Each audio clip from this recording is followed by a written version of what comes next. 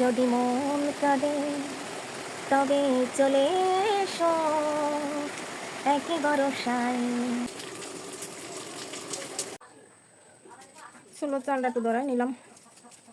দুপুরবেলা হাঁসের মাংস রান্না করবো। ছোটো বোনটা একটু খাতি পছন্দ করে, কিন্তু ও তো ঝাল খাতি পারতেছে না, এই জন্য একটু ঝাল কম দিয়ে, একদমই কম দিয়ে রান্না করবো। ছোলোটা আস্তে আস্তে একটু ধরাই নি, তারপরে আস্তে আস্তে দেখাচ্ছি কি কি রান্ধি। রান্না বিশেষ কিছু না, রান্ধতে তো তোমরা কম বেশি সবাই পারো, তোমরা যেভাবে রান্ধো আমি হয়তো সেইভাবে রান্ধি, কিন্তু আমি ভালো রান্ধতে পারি না। তাও ছোটো বোন আসতে বলো যে তুই রান, মেলাদিন তোর রাতে রান্না খাই না, তাইতি কড়াই মনে আসতে গরম হয়ে গেছে। তেলটা দিয়ে দিই, তেলটা দিয়ে আলু কটা একটু ভাজে নেব। একটু বেশি এনে দিলাম, আলু ভাজার পরে এই তেলেই রান্নাটা করে ফেলবো।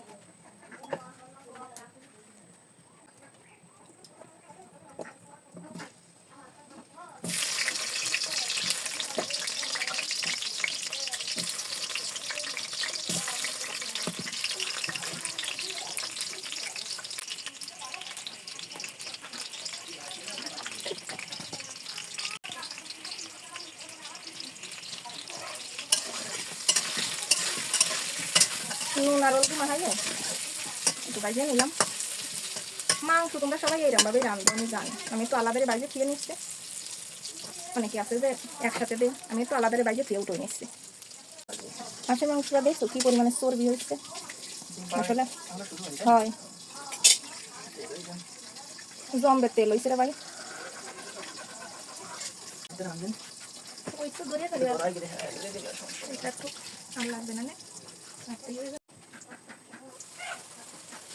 আলু ভাজা হয়ে গেছে, আলুটা আমি একটু বেশি বেশি করে একটু ভাজেছি, ঠিক আছে।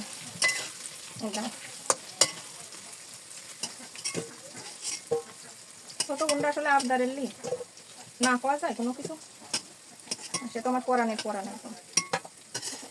এবারে ছোট বাবুটার জন্য খাওয়া দাওয়া তার অনেক হিসাব করে করে খাতি আসছে। জাল বেশি খাতি পারতেছে না, মিষ্টি বেশি খাতি পারতেছে না। হাঁসের এই যে তেল জাতীয় চর্বিটা ছিল, এটাও আমি একটু বাইরে উঠে নেবো। বেশি বাঁচবো না, কোনো মতো একটু বাইরে উঠে নেবো। তারপরে যে সময় দিই সেই সময় তো তোমরা দেখতে পারবা না, সেই সময় তোমাকে দেখাবানি কোন সময় আসলে এই জিনিসটা আমি দিচ্ছি, সেটা তোমাকে দেখাবানি। হালকা একটু হলুদ দিয়ে একটু লবণ দিয়ে আমি এটা বাড়িতে উঠে দেবো। আসলে আমার কাছে মনে হয় যাতে স্বাদ হয় বেশি, সবই বেশি টেস্ট হয়, এটা আমার কাছে মনে হয়। তার কাছে কিরম লাগে জানি না, কিন্তু তাই কোনো মতো একটু নাড়াচাড়া দিয়ে হালকা একটু ভাজিয়ে উঠে দেবো আমি। মানে এটা না দেখলে আসলে বোঝা যাবে না যেটা কি পরিমাণে চর্বি, এতটা চর্বি হয়েছে, তাহলে ওরা বোঝে না একটা হাঁসের যদি এতটা চর্বি, এটাকে একটা হাঁসের চর্বি, হ্যাঁ, মানে কতটা সুস্বাদু হবে। এটা চুই ঝাল দিয়ে খালি বেশি ভালো লাগে, একটু ঝাল হালকা একটু বেশি বেশি দিলে, কিন্তু আসলে ওইভাবে তো এখন খাতে পারবে না আমার বোন। আর যার জন্য এত কিছু সেই যদি ঠিকঠাক করে না খাতে পারে তাহলে আমাকেও ভালো লাগবে না। তা যতটা সম্ভব একটু আলাদা করে রান্না করার চেষ্টা করতেছি। এর তেল কিন্তু আমি আর বেশি গলাবো না, অলরেডি মেলা তেল গলে গেছে। আমি এই অবস্থায় এগুলো হচ্ছে উপরে খেয়ে দেবো, আস্তে আস্তে উপরে ফেলবো। জাস্ট একটু দেখো তেলের আসলে কোয়ালিটিটা না দেখলে বোঝা যাবে না যেটা কেমন, এতটা তেল চর্বি জাতি। এক্সট্রা কোনো তেল তেল দিবা মানে এত ইয়ে তেল দেওয়ার দরকার নেই। যে তেল দেখছি তো ওই সেই সময় আলু ভাজার সময় যা দিলাম তাই, আর পরে আসছে এটা গলিয়ে যারা আছে আর কি সেইগুলো। এই জন্য কি আমার পরবর্তীতে আর দেওয়ার দরকার নেই। এবার আমার অন্য অন্য যেসব জিনিস দেওয়ার দরকার আমি আস্তে আস্তে দিয়ে দেবো। শুকনো জাল যেহেতু দেবো না ফোড়ন টোড়ন, এই জন্য কি একটু পেঁয়াজ দিয়ে নিলাম। পেঁয়াজটা দেওয়ার পরে একটু রসুন পেঁয়াজ বাটার একটা মশলা দিলাম। এটা জন্য একটু হালকা ভাব চলে যাবে, রসুন পেঁয়াজের গন্ধটা একটু কম হয়ে যাবে, সেই সময় একটু জিরে দিয়ে দিবা। বেশি মশলা দিয়ে রাঁধতে পারবো না, কারণ হচ্ছে আগেই কইছি বোনটা খাতে পারবে না। শোনো, এক একজনের হচ্ছে রান্নার ধরন এক রকম। আমার রান্না তোমাকে পছন্দ নাও হতে পারে, তোমরা হয়তো আলাদাভাবে রান্ধো, কিন্তু আমি এইভাবেই রান্ধি।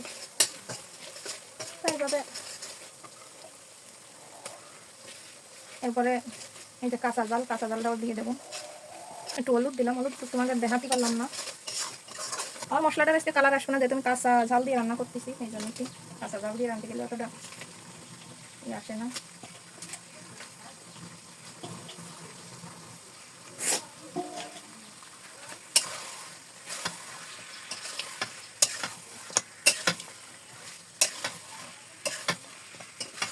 রান্নাটা আমি ডাইয়ে দিয়ে আসবো। জিলেপি কিরা খাবার চলে আসো, তোমাকে কই না সবসময় আমার স্টকে গরম জিলেপি খাই, তোমরা তো বিশ্বাস করো। রান্নার সময় যত আসছে মাংস কষাবা তত কিন্তু মাংসটি বেশি স্বাদ হবে। মানে রান্না এই যে সময় কষাবা সেই সময় অর্ধেক রান্না খাইবা, এরকম ভাবে কষাবা, জল টল না দিয়ে এমন ভাবে কষানো শুরু করবো মনে হবে যে এতেই রান্না অর্ধেক হয়ে গেছে। মাংস কষানো হতে লাগুক, চলো আমরা বাইরের পরিবেশটা দিয়ে আসি কি অবস্থা। আর এই যে আমাকে পুচকে একটু দেখতে আসলাম, মা আইসে। আরে না, ও জায়গার রান্না এই শীষটায় কাঠের জালে রান্নলি আরো বেশি ভালো লাগবে না। হাঁসের যে কি পরিমাণে তেল হয়েছে তা তুই না দেখলে তুই বুঝতে পারবি না। সে মনে আছে অর্ধেক মাংসই তেল, তাই না মা? জল জল করে একটু চুই জাল আর দেখাতে পারলে বেশি ভালো লাগতো, কিন্তু আনালি হবে না, ঘুমানি সুমা গান গাতি হবে, তুমি যত গান গাইয়ে পারো। তো তোমাকে কইলাম যে আমি আসলে এটা কোন সময় দেবো, হ্যাঁ এটা দিয়ে আর আসলে সময় হয়ে গেছে। এই যে যে হাঁসের যে তেলটা দেখতেছো এটা দিয়ে আর আসলে সময় হয়ে গেছে, আমি এখন দেবো। দিয়েই বেশি সময় রাখবো না, দিয়ে বেশি সময় রাখবো না আমি, তারপরে জল দিয়ে দেবেন একটু নাড়াচাড়া দিয়ে।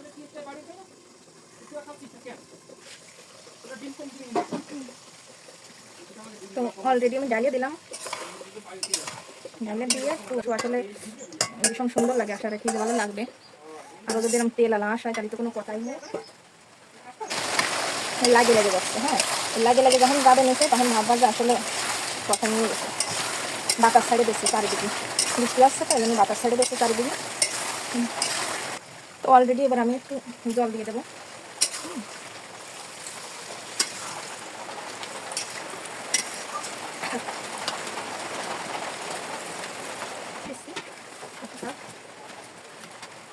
তো যতক্ষণ অতি যায় ততক্ষণ আমি অন্য কাশারি আসি, তোমরা সাথে থাকতে লাগবে। এটার ওয়েদারটা আসলে যদি তোমরা না দেখো তাহলে মেলা কিছু মিস করে দেওয়া, বুঝেছো? বৃষ্টি পড়তেছে, এই বৃষ্টির মধ্যে যদি এরকম হাঁসের মাংস রান্নার বাড়ি খাওয়া হয় মানে কত ভালো হয়।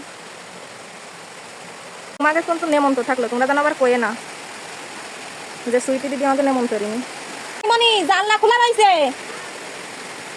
জাল কম দিয়ে রাঁধতে হবে তো, তাই মাসিমা এসে একটা বুদ্ধি দিয়ে দিল আমাকে যে জাল আসছে নাটা ফাড়ে কাঁচা জাল এমনি এইভাবে দিয়ে রাখছি যাতে সেদ্ধ হয়ে যায়, যদি কেউ জাল একটু বেশি বেশি খাতে চায় সেইভাবে খাতে পারবে।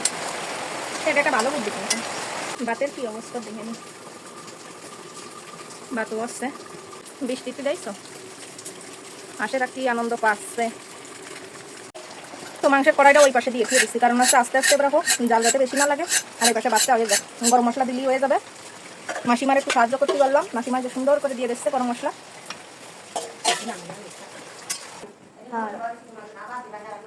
বৃষ্টির দিনে হাঁসের মাংস আর গরম ভাত খাওয়ার একটা মজাই আলাদা।